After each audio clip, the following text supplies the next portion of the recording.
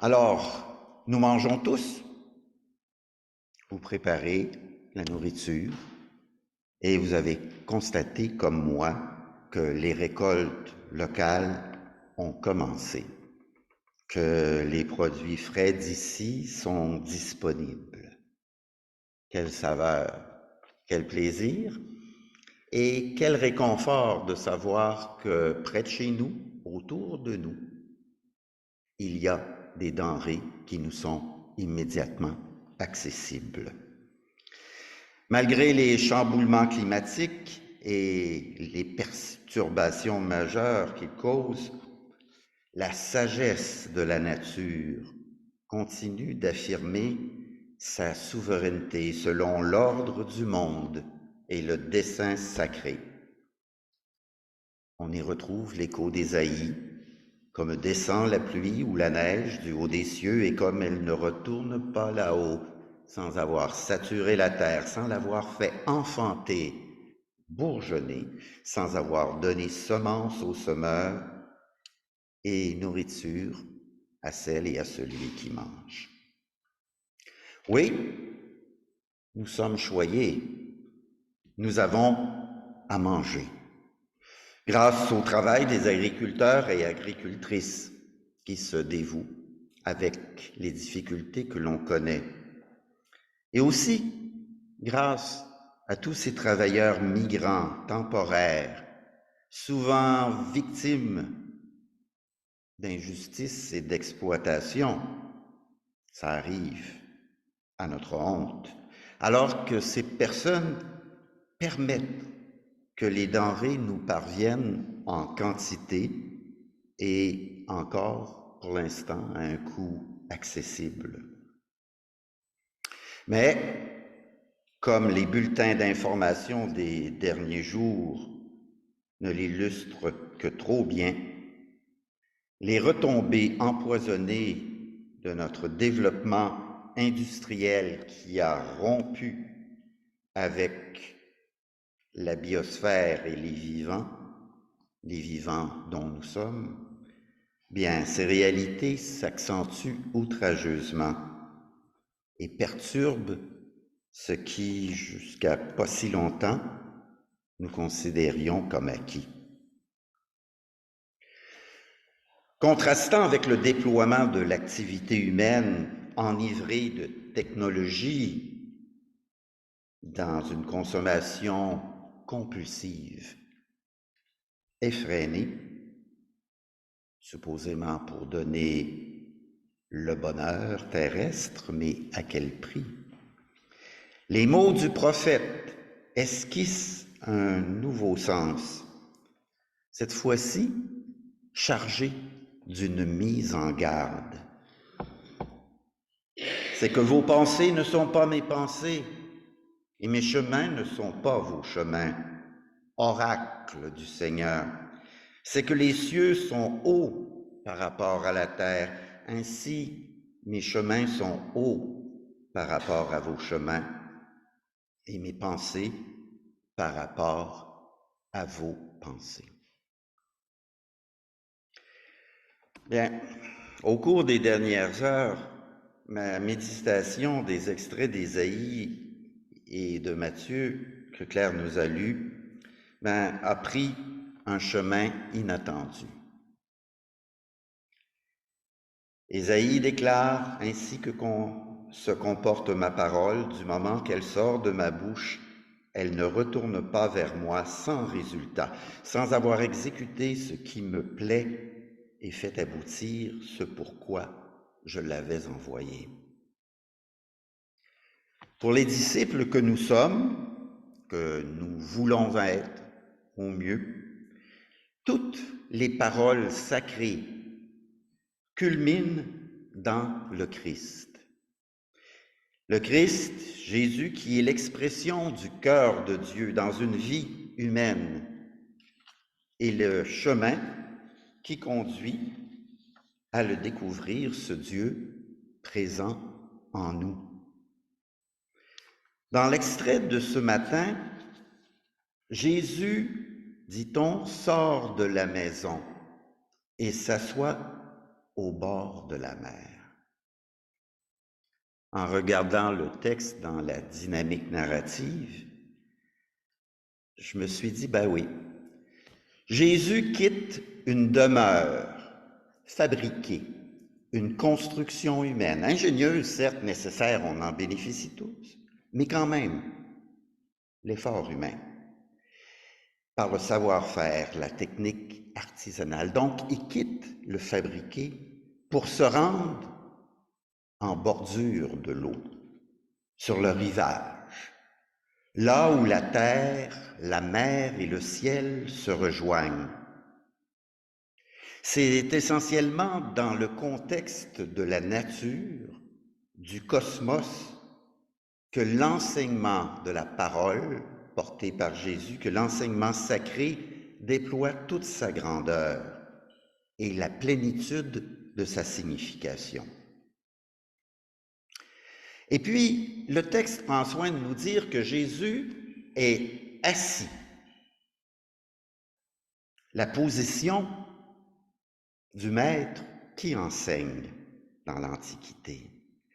Il fait autorité par son propos et non en s'élevant dans une chaire pour être en haut et dominer en disant « Regardez-moi bien, écoutez-moi bien ». Pas besoin, il est assis.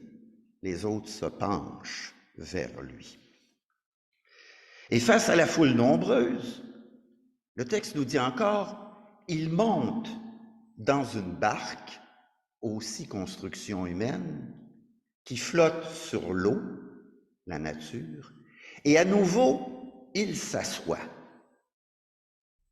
Même en utilisant l'outil de la barque, Jésus demeure assis.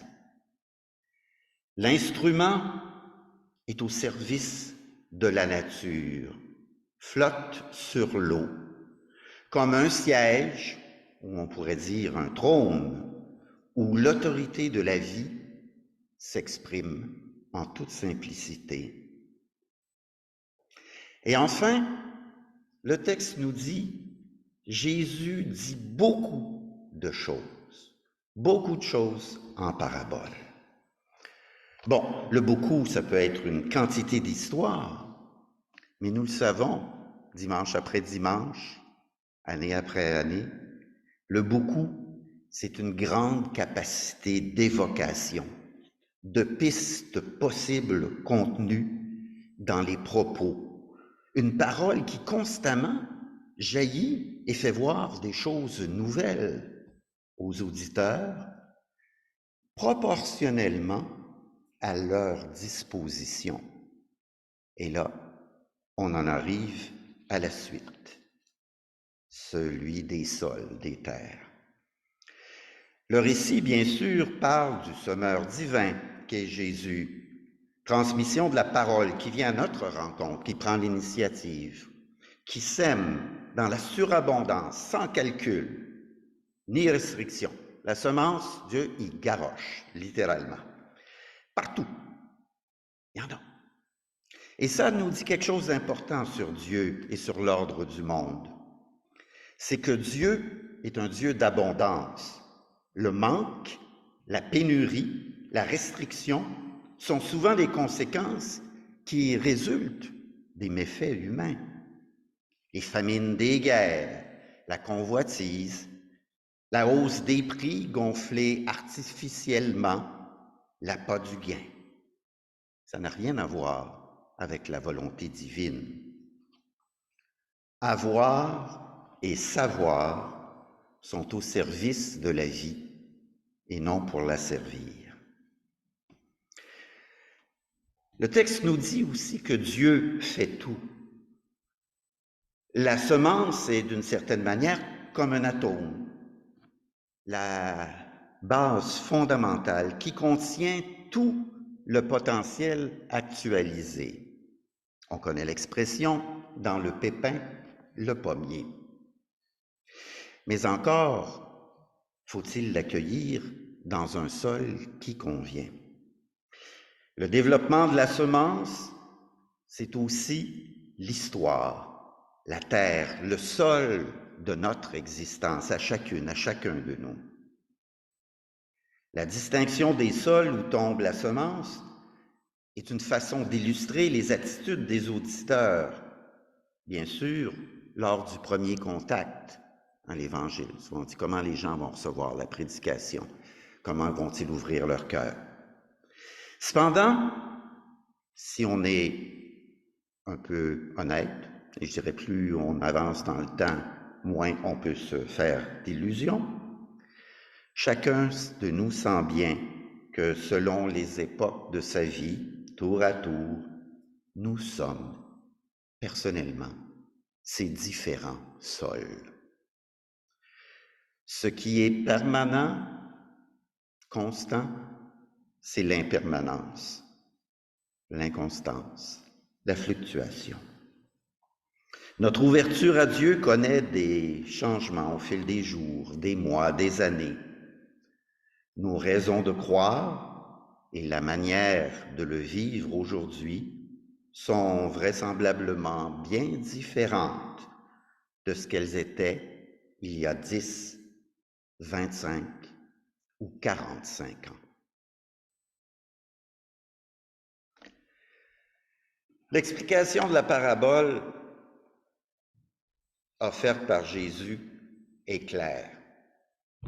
Je ne saurais rien ajouter. Ce qui m'a aiguillé, c'est l'urgence climatique manifestée autour de nous dans les dernières semaines et particulièrement dans les événements des derniers jours.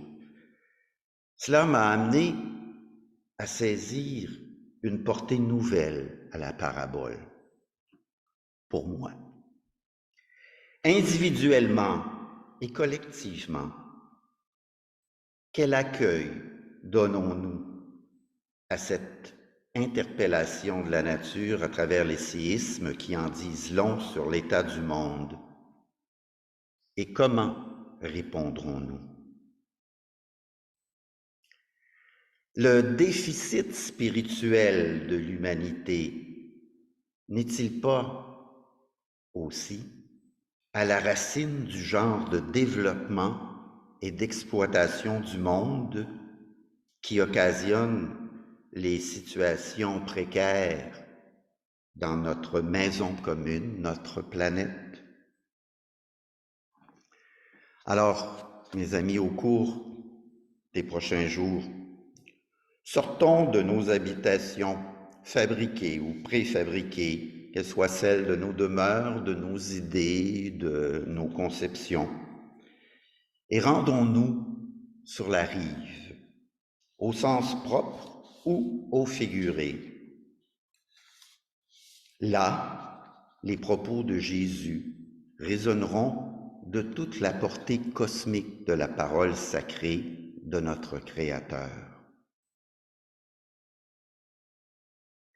Plus que jamais, dirigé par le souffle de son esprit, il convient de faire au mieux pour enlever ce qui fait obstacle en nous et autour de nous à la semence. Et la promesse d'Ésaïe demeure, Dieu réalisera son dessein. Pour conclure, une prière toute simple d'une docteure de l'Église, Thérèse d'Avila. Donne-nous, Père, ce qui nous convient. Entende qui a des oreilles pour entendre.